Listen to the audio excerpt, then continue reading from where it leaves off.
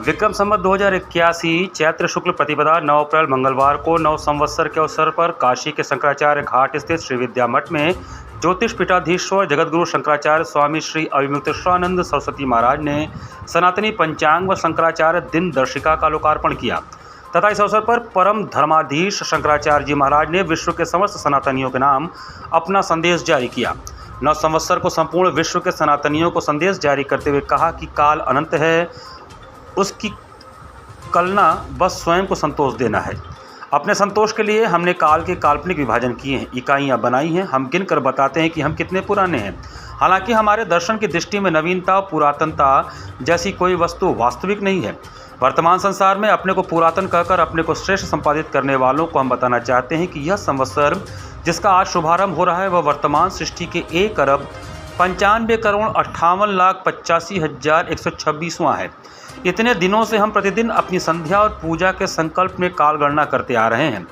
दिन के हिसाब से गिने तो 7,04,11,86,86,45,000 दिन होते हैं। इतनी पुरानी सभ्यता और संस्कृति का दावा भी हमारा है और इतिहास भूगोल भी हमारा ही है। इतने पुराने को मिलने वाली हर नवीनता बहुत ही आकर्षक होती है, इसलिए हमारा नववर्ष हमें अपार हर्ष प्रदान करता है।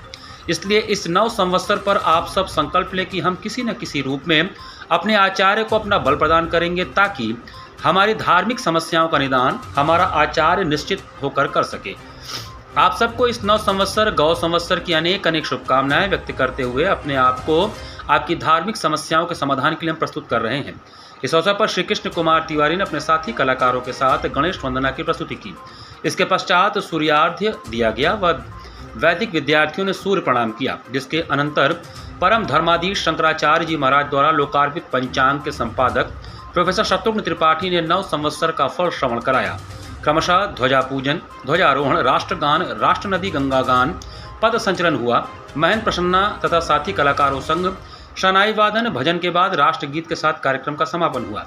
कार्यक्रम में मुख्य अतिथि के रूप में राम जन्मभूमि व राम मंदिर का फैसला हिंदुओं के पक्ष में कराने वाले वरिष्ठ अधिवक्ता डॉक्टर PN मिश्रा उपस्थित थे। कार्यक्रम का संचालन साध्वी पूर्णांबा दीदी ने किया। संयोजन देवी शारदांबा, ब्रह्मचारी मुकुंदानंद, ब्रह्मचारी परमात्मानंद ने किया। प्रथम सूर्योदय जो आज के संवत्सर का हुआ, उनका दर्शन किया और उनको सूर्यार्घ्य दे करके उनको प्रणाम करके उनसे आशीर्वाद प्राप्त किया। चैत्र मास के शुक्ल पक्ष की प्रतिपदा को ही ब्रह्मा जी ने सृष्टि की रचना का आरंभ किया था, इसलिए आज का जो आरंभ है वो बहुत शुभ होता है और पूरे वर्ष पर्यंत उसका प्रभाव रहता है। और इसीलिए आज के दिन नए संकल्प लिए जा रहे हैं। यहाँ पर हम लोगों ने समवेत होकर के ये संकल्प लिया कि इस संवत्सर को हम लोग गौ संवत्सर के रूप में मनाएंगे। क्योंकि गौ हत्या हम हिंदुओं के लिए बहुत बड़ा पाप बताया गया है, महापाप कहा गया है। हम चाहते हैं कि हमारी गौ माता पूजनीय है, उसकी हत्या ना हो। लेकिन आज़ादी के बाद से 75 साल का समय लंबा बीत गया।